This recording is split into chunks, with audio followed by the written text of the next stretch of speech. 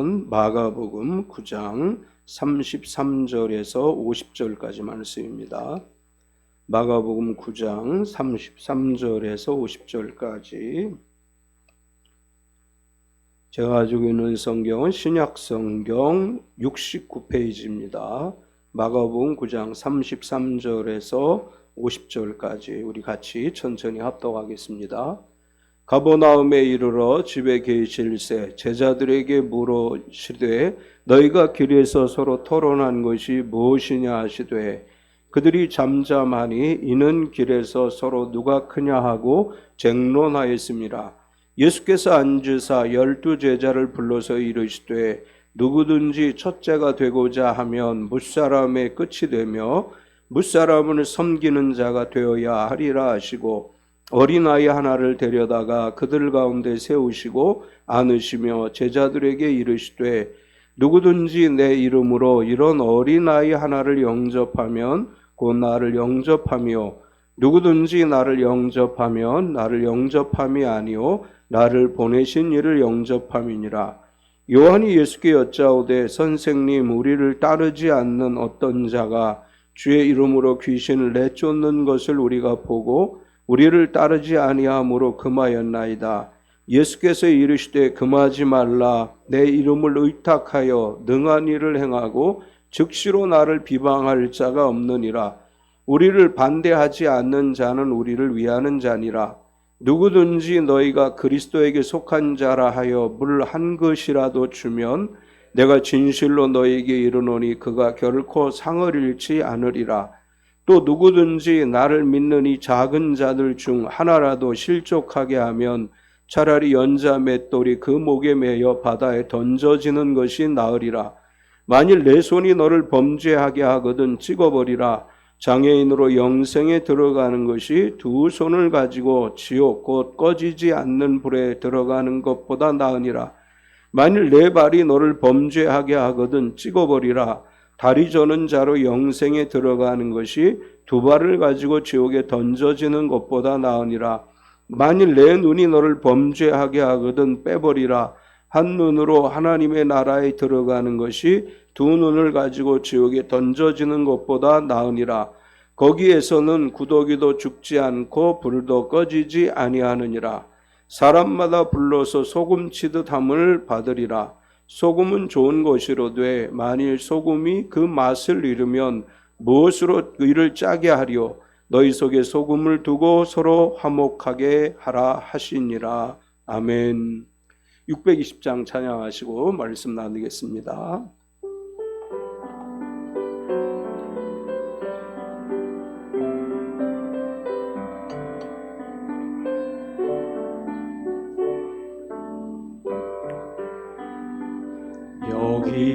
여기에 모인 우리 주의 은총 받은 자여라.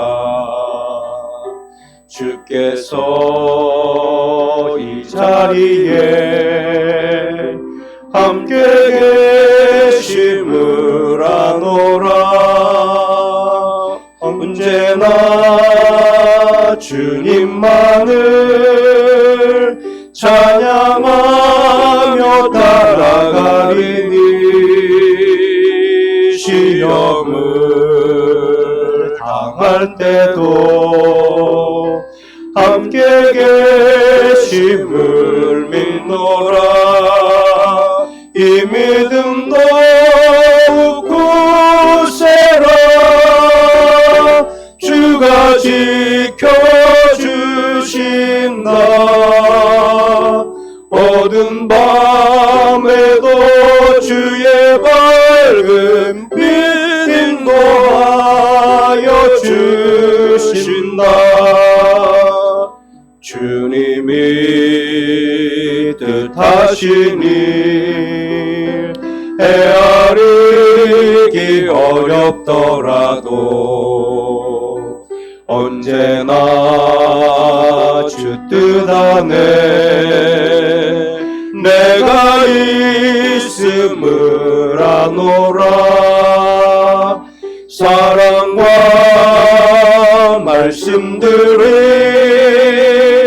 나를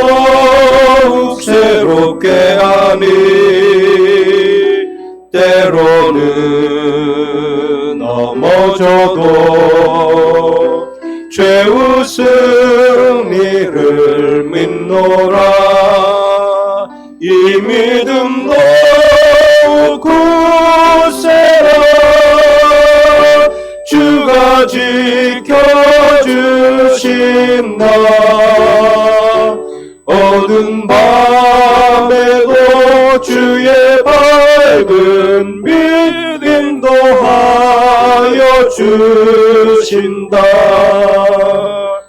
여기에 모인 우리 사랑받는 주의 자녀라. 주께서 뜻하신 바 우릴 통해 펼치신다. 고통과 슬픔 중에 더욱 주님 의지하오니 어려움 이겨내고 주님 더욱 찬양하라. 이 믿음 더욱 굳세라. 주가 지켜주신다. 어두운 밤에도 주의 밝은 빛 인도하여 주신다. 아멘. 우리 서로 환영하겠습니다. 주님의 이름으로 당신을 환영합니다. 앞뒤 옆 사람을 박수로 환영하겠습니다. 주님의 이름으로 환영합니다. 우리 서로 축복하겠습니다. 몸은 건강하게, 마음은 평안하게, 삶은 행복하게. 날씨가 갑자기 비가 오고 나더니 아침 저녁으로 쌀쌀해졌죠. 우리 조현정 집사님이 옛날에 추석이 추웠는데요. 그래서 뭐가 추웠어? 내가 그랬거든요. 그랬더니 비가 오더니 진짜 추워지더라고요. 이 날씨가 변덕이 심하지만 주님 은혜 가운데서 건강하고 평안하고 행복한 한 주간 되시기를 축원합니다. 아멘. 우리 차진주 집사님이 내일부터 2주간 유럽 출장을 다녀올 예정입니다. 잊지 말고. 차진선. 네. 헷갈렸습니다. 우리 잘 다녀오시라고 기도해 주시고 격려의 박수 한번 해주시겠습니다. 예, 파리로 해서 독일로 해서 뭐 어떻게 갔다 온다고 하는데 긴 여정이죠. 2주 동안 잘 다녀오도록 기도해 주시기 바랍니다. 내일은 우리 교단의 정기총회가 있는 날이고 이번 주간에는 거의 대부분의 교단이 정기총회를 하는 주간입니다. 우리 교단뿐만 아니라 몇 년 사이에 한국 교회 안에 가장 심각한 이슈는 목회자 정년 연장에 관한 이슈였습니다. 목회자 정년을 연장하자고 하시는 분들의 주장은 크게 두 가지로 볼 수가 있는데 평균 연령이 높아지기 때문에 목회자의 정년도 연장해야 된다. 이것이 하나의 이유이고 또 하나의 이유를 들어보니까 이래요. 교회 성장이 이제 급속도로 저하되면서 신학을 지원하는 지원자들이 줄어들어서 목회자 부족 현상이 일어날 수 있다. 그래서 목회자의 정년을 연장해야 된다. 이것이 목회자 정년을 연장하자고 주장하는 분들의 주장입니다. 저는 목회자의 정년을 늘리는 것을 찬성하지 않고 오히려 줄여야 된다고 생각하는 쪽에 서 있는 사람이에요. 우리나라 교회들이 급성장하던 때의 상황을 보면 40대, 50대 목회자들이 부흥을 이끌었죠. 뭐 조영기 목사님이라든지 이런 분들이 보통 40대, 50대 한국교회 부흥을 이끌었고 그 부흥이 80년대까지 이어졌습니다. 이분들이 연세가 많아서 은퇴하게 되고 후임자들을 세웠는데 그 후임자 되시는 분들이 각 교단에서 정년을 늘리려고 하는 운동을 하고 있습니다. 이렇게 목회자의 연령이 높아지면서 나타나는 한국교회 현상이 뭐냐 하면 젊은 세대들이 교회를 떠나는 현상이 일어나고 있다고 하는 것입니다. 연세가 드신 목회자들이 젊은 세대를 이해하지 못하고 젊은 세대들과 공감 능력이 떨어지고 결과적으로 젊은 세대들이 교회를 떠나는 현상이 나타나고 그 결과가 신학대학 미달 현상으로 나타나는 것이다. 저는 이렇게 생각을 해요. 이 정년을 늘려야 된다고 생각하시는 분들은 신학생이 부족하니까 정년을 늘려야 된다. 실제로 감리교가 신학대학원들을 다 하나로 통합을 했습니다. 여러 개, 몇 개가 있었는데, 그리고 장로교 장신대 쪽에서도 통합 측에서도 4개의 신학대학원을 하나로 합치려고 하는 그런 시도를 하고 있어요. 신학생이 워낙에 줄어들고 있기 때문에. 그럼 왜 신학생들이 줄어드느냐? 이것에 대해서 저는 목회자의 정년을 연장하는 현상 때문에, 교회의 평균 연령이 높아지기 때문에 젊은 세대들은 오히려 교회를 등지는 이런 현상이 나타나고 있다. 저는 이렇게 생각을 합니다. 이런 현상에 대해서 교회가 심각하게 고민하고 기도하고 젊은 세대들이 다시 교회에 돌아올 수 있도록 방향 전환을 해야 된다고 생각을 하고, 사실 저도 우리 교회도 마음 아픈 것 중에 하나가 젊은 세대들이 우리 교회 안에 잘 정착하지 못했다고 하는 부분이에요.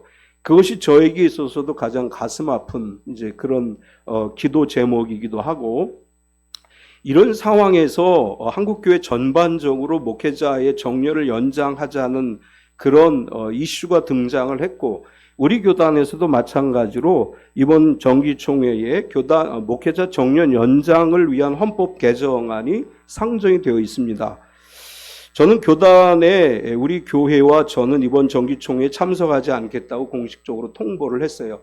이제 저는 왜 참석하지 않으려고 하냐 하면, 제가 가면 분명히 논쟁을 할 것이 뻔합니다. 제가 가만히 앉아서 그냥 찬성하는 거 듣기만 할 그런 성격이 아니기 때문에 정기총회에서 반대 토론을 하고 그렇게 해서 정기총회가 좀 시끄럽게 되는 것을 원하지 않기 때문에 제가 참석하지 않겠다 공식적으로 통보를 했고, 또 제가 이 정년 연장 문제에 있어서 이렇게 총회와 좀 대립하는 관계에 있었던 것은, 그동안 줄기차게 목회자 정년에 대해서 반대를 외쳤던 분이 갑자기 정년 연장안에 찬성을 하게 됐어요. 처음부터 정직하게 나는 정년 연장을 원한다라고 말한 것이 아니고, 본인의 교회에서 설교할 때도 자신은 정년 연장을 반대한다. 그리고 총회 사무실에서 본인 교회 장로님들이 여러 분 계신 상황에서 저에게 분명하게 이야기하기를 자신은 정년 연장안을 절대 반대한다. 열변을 토하신 분이니 갑자기 정년 연장안에 적극 찬성하는 모습을 보고, 나는 지도자들이 이렇게 거짓말하고 거짓된 태도를 보이는 것에 대해서 도저히 마음으로 수용이 안 돼요. 처음부터 정직하게 이야기를 하든지, 아니 반대한다고 분명히 이야기해놓고 갑자기 태도를 바꾸어서 정년 연장안에 찬성을 하고, 이런 모습들에 대해서 총회의 임원들도 역시 마찬가지로 이런 것을 전혀 통제하지 못하는 이런 현재 상황에 대해서 제가 총회 통보를 했어요. 나는 더 이상 총회에 협력하지 않겠다. 뭐 느끼신 분이 있을런지 모르지만 금년에 우리가 총회를 위한 헌금을 하나도 안 했어요. 제가 일부러 안 했습니다. 3월 첫 주에는 총회 주일이라고 해서 총회를 위한 헌금을 하는 주일인데 안 했어요. 9월 첫째 주일은 신학대학 주일인데 안 했어요. 제가 총회 공식적으로 이런 총회에는 내가 더 이상 협력하지 않겠다. 우리 교회가 교단에 소속은 돼 있지만 이런 정신을 가지고 이런 지도자들이 총회를 이끌어가는 한은 더 이상 협력하지 않겠다. 그래서 내일 총회에 참석하지 않을 것이고, 이제 앞으로도 총회에 협력하지 않을 예정입니다.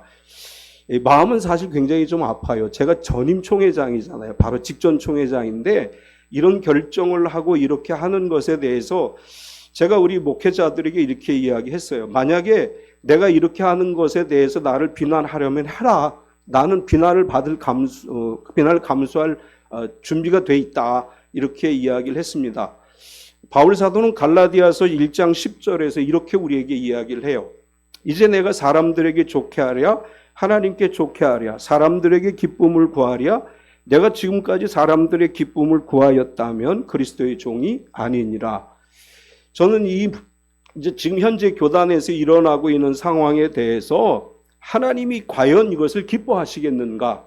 여기에 질문을 던지는 거예요. 하나님이 과연 무엇을 기뻐하실까? 하나님이 지금 우리의 이런 모습들을 과연 기뻐하실까? 목회자들이, 지도자들이 정직하지 못하게 행동하고 자신들의 정년을 연장하기 위해서 하는 이 자체를 하나님을 기쁘시게 하는 일일까? 여기에 대해서 저는 아니라고 생각하기 때문에 이런 일들에 참여하지 않으려고 합니다. 갑자기 제가 막 주일날 이런 얘기해서 마음이 좀 심란해지실 수도 있는데, 사실 우리 한국교회를 위해서 기도해야 될 문제는 이런 문제들이에요. 젊은이들이 교회 돌아오게 되도록 기도해야 돼요. 어떻게 하면 젊은 세대들이 교회에 돌아와서 신실한 믿음으로 살아갈 것인가를 더 깊이 고민하고, 그런 길을 찾아서 젊은 세대들이 다시 교회로 돌아오는 날이 오기를 위해서 우리가 함께 마음을 모아서 기도해야 될 줄 믿습니다. 이게 하나님이 기뻐하시는 일이라고 저는 믿어요.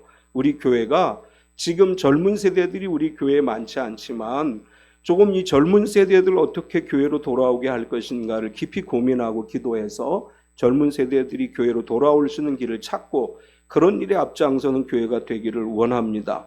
사람들을 좋게 하는 일보다는 하나님이 기뻐하시는 일을 추구할 때 하나님의 방법이 우리 안에 나타나게 되고 하나님의 역사가 우리 속에 이루어질 줄 믿습니다.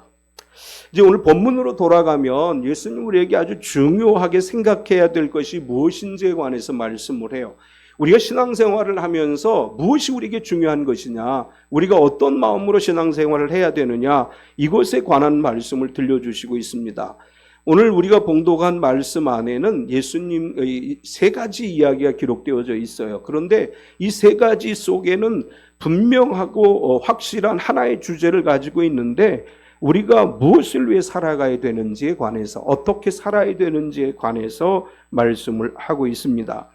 오늘 본문 말씀을 중심으로 해서 상을 잃지 않으리라, 이런 제목으로 말씀을 나누려고 하는데, 오늘 예수님께서 우리에게 주시는 말씀의 첫 번째는 섬기는 자가 되어야 하리라, 이렇게 말씀을 해요.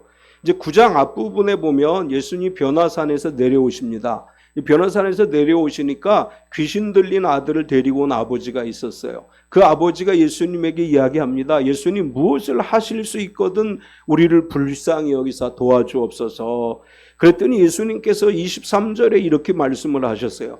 예수께서 이르시되 할 수 있거든이 무슨 말이냐? 믿는 자에게는 능히 하지 못할 일이 없느니라 하시니, 우리 주님께서 우리에게 말씀하십니다. 믿는 자에게는 능히 하지 못할 일이 없느니라. 우리가 믿음으로 나아갈 때 능히 이런 일들을 감당할 수 있습니다. 이제 귀신을 쫓아내 주신 다음에 제자들이 예수님에게 물어봐요. 예수님, 왜 우리에게는 이런 역사가 일어나지 않습니까? 변화산에 올라갈 때 제자들을 다 데리고 간 것이 아니고 남아있던 제자 중에 이제 제자들이 귀신 들린 아들을 데리고 온 이 아버지를 위해서, 이 아들을 위해서 기도했는데 귀신이 안 물러갔어요. 그래서 예수님에게 물어보는 거예요. 왜 우리에게는 이런 일이 안 일어납니까? 예수님께서 29절에 이렇게 대답하셨어요. 이르시되 기도 외에 다른 것으로 이런 종류가 나갈 수 없느니라 하시니라. 기도만이 하나님의 능력이 우리 가운데 임하는 비결이니라, 이렇게 말씀을 하시고 우리에게 기도하는 것만이 하나님의 능력을 이루는 비결이라고 말씀을 하셨습니다.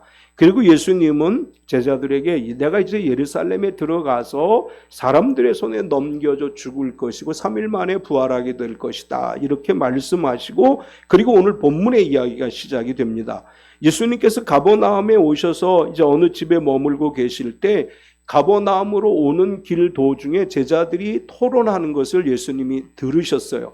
그래서 이제 예수님께서 그 제자들에게 너희 토론한 것이 무엇이냐라고 물었는데, 제자들이 길에서 토론한 것은 누가 크냐라고 하는 것에 대한 토론이었습니다. 33절과 34절을 보면 가버나움에 이르러 집에 계실새 제자들에게 물으시되 너희가 길에서 서로 토론한 것이 무엇이냐 하시되 그들이 잠잠하니 이는 길에서 서로 누가 크냐 하고 쟁론하였습니다. 예수님은 제자들이 가버나움으로 오는 길에서 서로 논쟁을 하시는 것을 아셨는데 그 논쟁의 주제가 뭔지도 아셨어요. 제자들이 길을 가면서 이제 무엇을 토론했느냐, 그것은 서로 누가 크냐는 논쟁이었습니다. 예수님은 분명히 이렇게 얘기하셨어요. 내가 예루살렘에 들어가면 사람들에게 넘겨져 죽을 것이고 3일 만에 부활할 것이다. 그런데 제자들은 예수님의 이 말씀에 전혀 귀를 기울이지 않았어요. 이 말씀을 들었음에도 불구하고 마음에 전혀 담고 있지 않았어요. 제자들은 지금 뭐에 관심이 있느냐 하면 예수님께서 기적을 행하시고 병자를 쫓아내시고 귀신을 쫓아내시고 많은 사람들이 예수님을 따르니까 어떤 생각이 마음에 들었느냐 하면 곧 예수님의 시대가 열릴 것이다. 예수님께서 로마로부터 우리를 해방시켜 주시고 이제 예수님께서 메시아로서 예수님의 나라를 세울 것이다. 이렇게 생각을 하고 그렇게 생각하면 그렇게 된다면 그때는 우리가 어떤 자리에 앉을 것인가에 대한 논쟁을 한 것이죠. 이것은 제자들만의 생각이 아니고 그 시대 많은 사람들이 예수님이 구세주라고 생각을 했어요. 로마로부터 우리를 해방시켜 주시고 새로운 나라를 세워줄 것이라고 생각을 했고 그들이 제자들에게 이야기하는 거예요. 야, 예수님께서 아마도 우리를 로마로부터 해방시켜 주시고 이제 예수님의 시대가 올 것 같아. 그러니까 제자들은 이제 그 나라가 되면 그 나라가 임하면 우리는 어떤 자리에 앉을 것인가에 대한 논쟁을 했다는 것입니다. 이렇게 논쟁했다는 이야기는 다 자기가 생각하기에는 자기가 예수님에게 가장 많은 인정을 받는 제자라고 생각하고 있다는 거예요. 자기가 가장 일을 많이 했다고 생각을 하고 예수님 나라가 임하게 되면 거기에 내가 아마도 높은 자리에 앉게 되지 않을까라는 기대를 했다는 것입니다.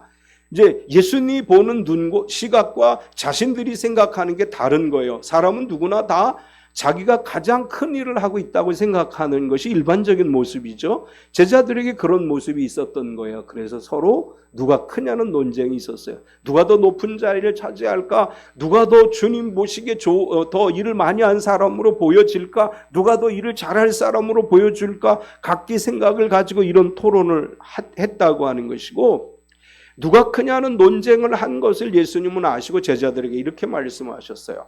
섬기는 자가 되어야 하리라.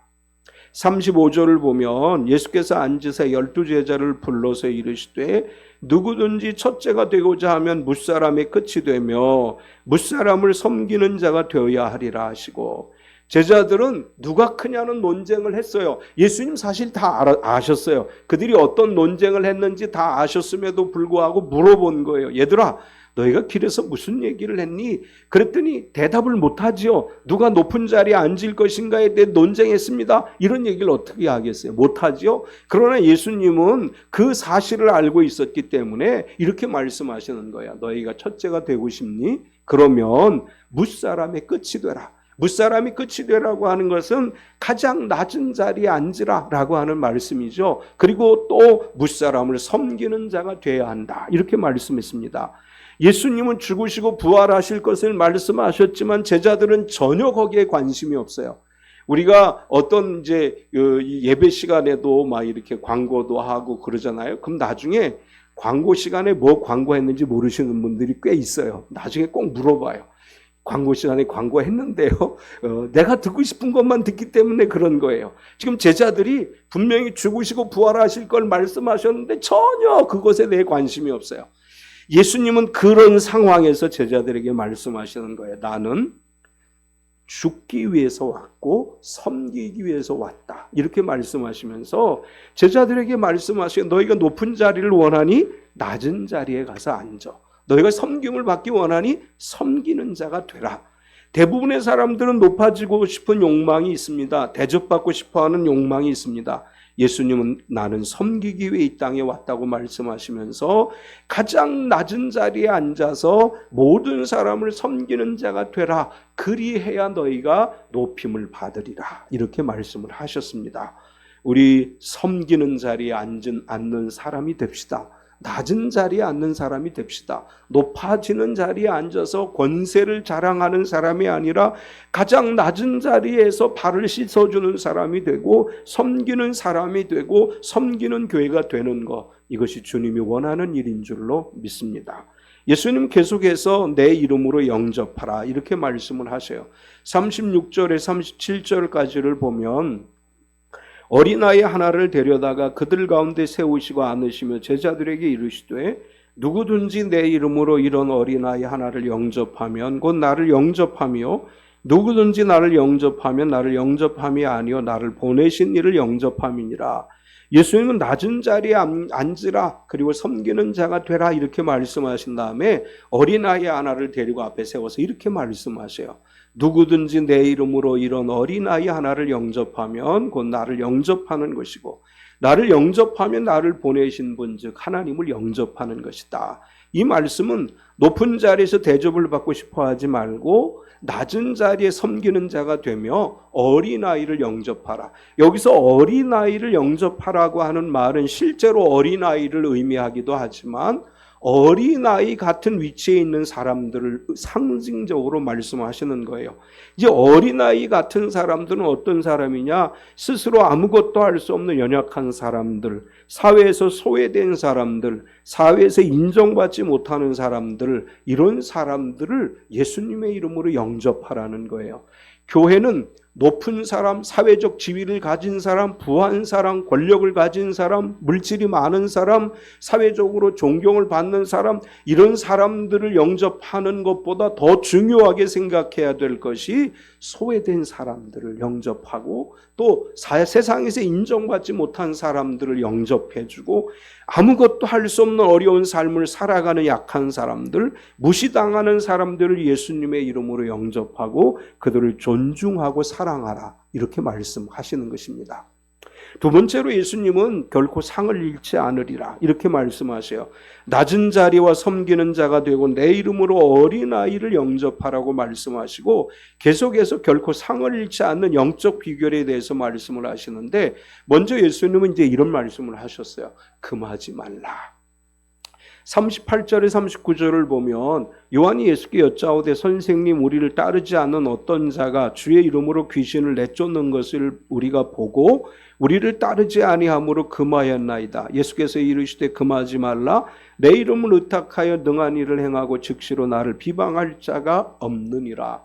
이제 예수님께서 말씀을 하실 때 요한이 와서 예수님에게 이렇게 보고 예수님 우리가 어디를 가다 보니까 어떤 사람이 예수님의 이름으로 귀신을 쫓아내는 걸 봤습니다. 근데 이 사람은 우리를 따르는 사람이 아니에요. 우리 공동체에 속한 사람이 아니에요. 그래서 못하게 했습니다. 이렇게 보고를 하니까 예수님께서 뭐라고 말씀하시느냐 하면 내 이름을 의탁해서 능한 일, 즉 귀신을 쫓아내고 병자를 고치고 능력으로 역사하고 나를 비방할 자가 없다.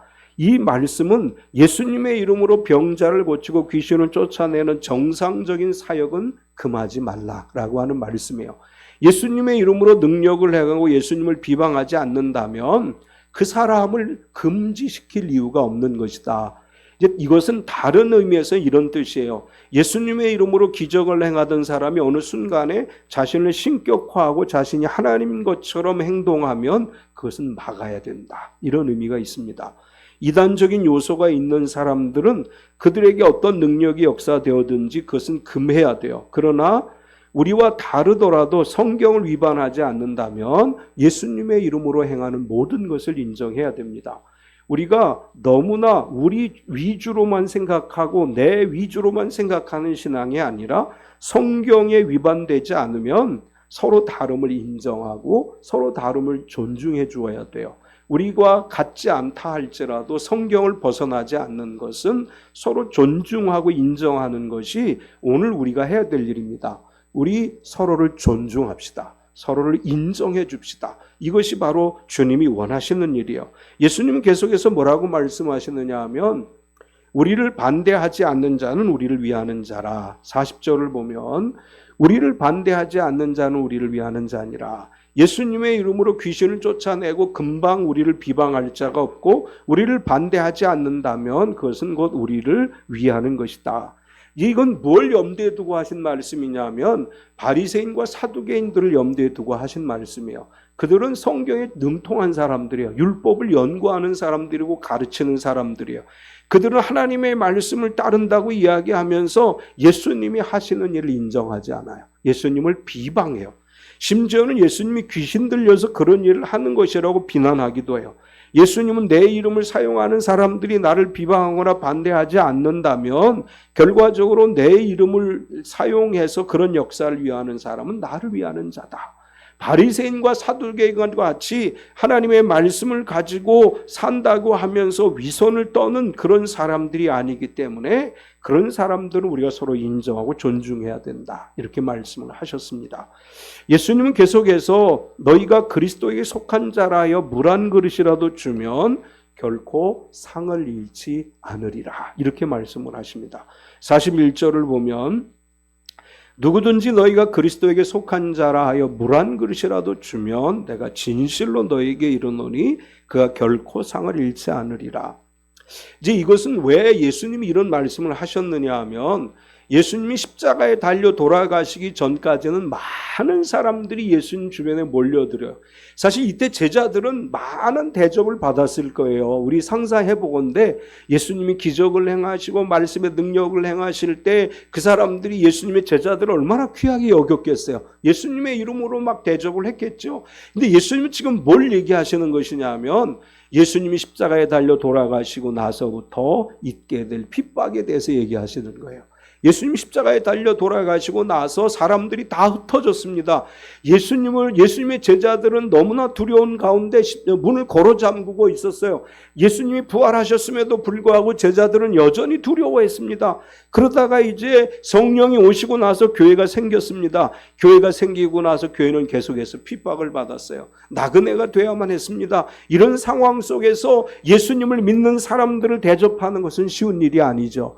예수님을 믿는 사람들을 대접하면 그것은 곧 이제 유대주의자들에 의해서 핍박을 받는 조건이 되기 때문에 예수님 이렇게 말씀하시는 거예요. 앞으로 너희가 예수님 나를 믿는다고 하는 것 때문에 물 한 그릇 대접받는 것도 쉽지 않은 상황이 올 것이다. 그런 상황이 올 때에 너희가 그리스도인이라고 함에도 불구하고 너희에게 물 한 그릇이라도 대접하는 사람이 있다면 그 사람은 상을 받을 것이다. 이렇게 말씀하시는 거예요.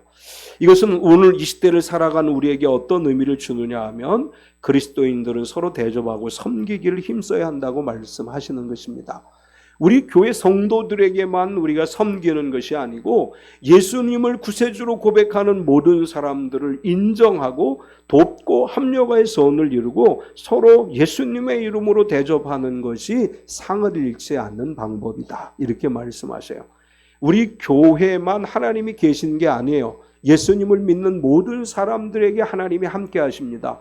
따라서 우린 예수님을 구세주로 고백하는 모든 사람을 인정하고 이단이 아니라면 서로 대접하고 합력의 선을 이룬다면 결코 상을 잃지 않을 것입니다.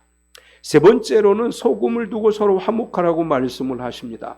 이제 지금까지 하신 얘기는 이런 거죠. 서로 인정하고 존중하고 대접하고 섬기라 이렇게 말씀하신 거예요. 그러면서 이제 서로 소금을 두고 화목하라 이렇게 말씀하시는데 이제 서로 화목하라고 말씀하시면서 하나라도 실족하게 하지 말라 이렇게 경고의 메시지를 주십니다. 42절을 보면 또 누구든지 나를 믿는 이 작은 자들 중에 하나라도 실족하게 하면 차라리 연재한 맷돌이 그 목에 매어 바다에 던져지는 것이 나으니라. 여기서 언급된 작은 자라고 하는 것은 앞에 나를 믿는이라고 하는 수식어가 붙지요. 하나님에 대한 전폭적인 신뢰와 믿음을 지니고 있지만 연약해서 쉽게 상처를 받을 수 있는 마음을 가진 사람, 또 천시와 멸시를 받고 있는 사람들, 예수님을 믿기는 하지만 무엇 하나 떳떳이 내세울 것이 없다고 생각하는 사람들, 이런 사람들뿐만 아니라 예수님을 믿고 신앙생활하며 살아가고 있지만 여전히 연약한 사람들을 이야기하는 것입니다.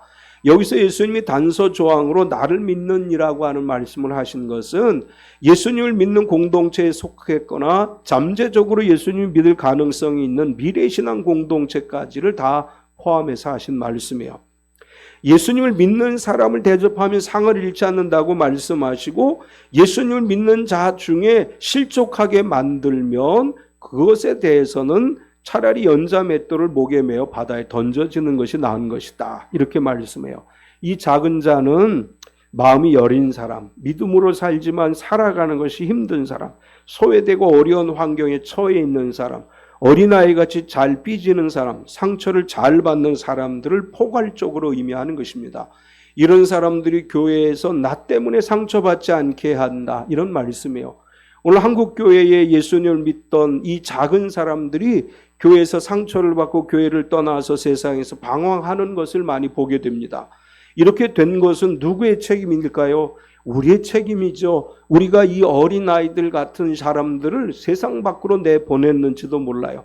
우리 참빛교회가 예수님을 믿는 작은 자들에게 상처를 주는 말을 하지 않고, 예수님을 믿는 작은 자들에게 아픔을 주지 말고, 예수님을 믿는 작은 자들에게 위로와 격려의 말을 해주고, 중보기도 해주고, 힘을 얻게 해주고, 작은 자가 아니라 큰 믿음의 사람이 되도록 이끌어주고, 항상 손을 붙잡아주고, 항상 말을 조심하고, 사람들을 위해서 사랑하는 언어, 위로하는 언어, 격려의 언어를 해야 될 줄로 믿습니다.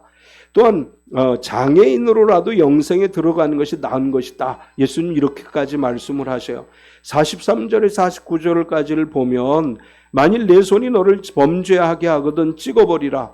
장애인으로 영생에 들어가는 것이 두 손을 가지고 지옥 곧 꺼지지 않는 불에 들어가는 것보다 나으니라. 만일 내 발이 너를 범죄하게 하거든 찍어버리라. 다리 저는 자로 영생에 들어가는 것이 두 발을 가지고 지옥에 던져지는 것보다 나으니라. 만일 내 눈이 너를 범죄하거든 빼버리라. 한 눈으로 하나님 나라에 들어가는 것이 두 눈을 가지고 지옥에 던져지는 것보다 나으니라. 거기에서는 구더기도 죽지 않고 불도 꺼지지 아니하느니라. 사람마다 불러서 소금치듯 함을 받으리라. 예수님이 이렇게 말씀하신 거예요. 내 손이 범죄하게 하면 잘라버려. 차라리 손 없이 천국에 가는 게 나은 거야. 내 발이 범죄하는 길로 가려면 차라리 발을 잘라. 내 발이 없이 천국에 들어가는 것이 나은 거야. 내 눈이 범죄하게 하거든 눈을 빼버려. 차라리 못 보는 상태로 천국에 가는 것이 나은 거야. 이것은 사실 우리 손발을 진짜 잘라버리라 이런 의미가 아니고, 우리로 하여금 유혹을 받게 하는 것들을 과감히 버리라고 하는 거예요. 여기서 예수님 이렇게 말씀하십니다. 범죄한 채로 지옥에 가는 것보다 장애를 가지고 천국에 가는 것이 훨씬 더 낫다. 왜냐하면 지옥에는 구더기도 죽지 않고 불도 꺼지지 아니하느니라. 여러분 상상해 보세요. 불이 굉장히 뜨거운데 올여름 얼마나 뜨거웠어요. 그런데 에어컨도 없어요. 선풍기도 없어요. 그렇게 살아가는 거 힘들죠. 그런데 지옥은 그것보다 더 힘들다는 거예요. 불은 계속해서 타고 있는데 구더기도 죽지 않아요. 그런 고통이 있는 것이 지옥이라고 말씀하시고, 사람마다 불러서 소금을 치듯 함을 받으리라. 불에 소금을 던져 보셨나요? 이제 뭐 이렇게 주방에서 요리하시는 분들은 후라이팬을 닦을 때 후라이팬을 뜨겁게 달군 다음에 거기다 소금을 넣어서 닦으라 이렇게 얘기하죠. 소금을 거기다 넣으면 뜨거운 불에 소금이 팍팍팍 튀어요. 지금 그걸 얘기하는 거예요. 지옥이라고 하는 것은 어떤 것이냐? 불에 소금을 던지면 소금이 튀듯이 그렇게 고통스러운 것이라고 말씀을 해요. 우리가 과감히 버릴 걸 버려야 돼요. 우리가 끊어버릴 것을 끊어버리지 않으면 그런 지옥불에 떨어지게 된다고 하는 거예요. 우리가 이런 뜨거운 영원히 타지 않는 지옥에 던져지는 것보다 우리가 버려야 될 것을 과감하게 버리고 예수 그리스도 그 이름을 믿고 의지함으로 영원한 생명에 이르는 천국에서 주님과 더불어 영생 복락하는 삶을 살아가는 성도가 되어야 될 줄 믿습니다. 마지막으로 이렇게 말씀을 하셔요. 소금을 두고 화목하라. 50절을 보면 소금은 좋은 것이로되 만일 소금이 그 맛을 잃으면 무엇으로 이를 짜게 하려? 너희 속에 소금을 두고 서로 화목하라 하시니라. 이제 요즘은 건강을 위해서 저염식을 많이 이야기하죠. 그래도 소금이 들어가야 돼요. 소금이 없이 맛있는 음식을 만들 수 없죠. 소금이 있어야 음식의 맛을 내듯이 우리가 이 땅에 살아가면서 소금과 같은 맛을 내는 그리스도인이 되어야 된다고 하는 것입니다. 특별히 여기서는 소금의 의미를 32절에서 42절까지의 내용으로 생각할 수 있어요.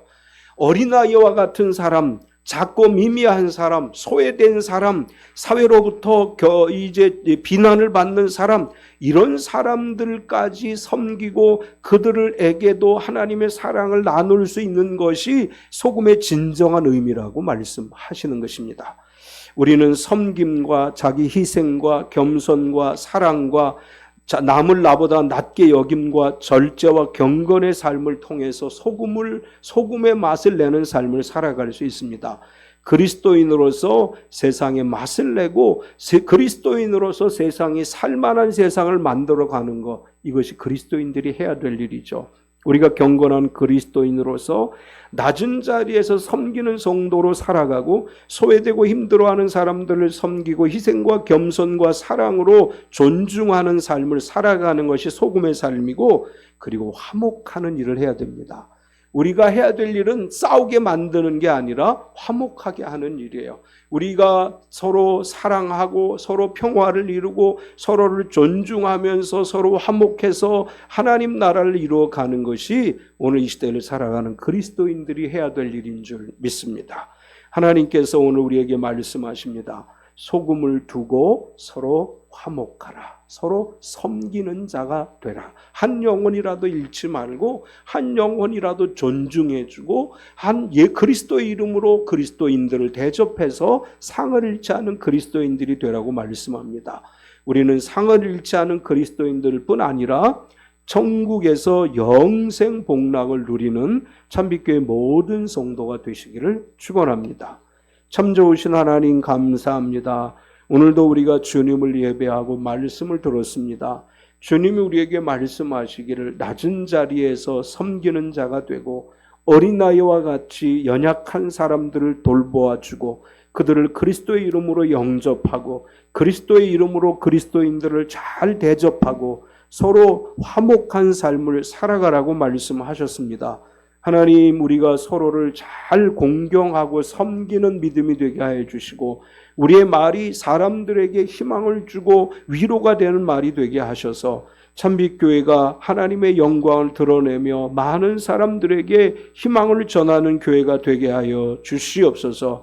한 주간을 살아감에 있어 하나님 아버지의 크신 은혜가 우리의 삶 가운데 넘쳐나게 하시고 보혜사 성령 하나님의 도우심 속에 살아가게 하시고 우리 안에 오셔서 함께 하시는 주님 손잡고 살아가는 한 주간의 삶이 되게 하여 주시옵소서. 예수님의 이름으로 기도드리옵나이다. 아멘. 우리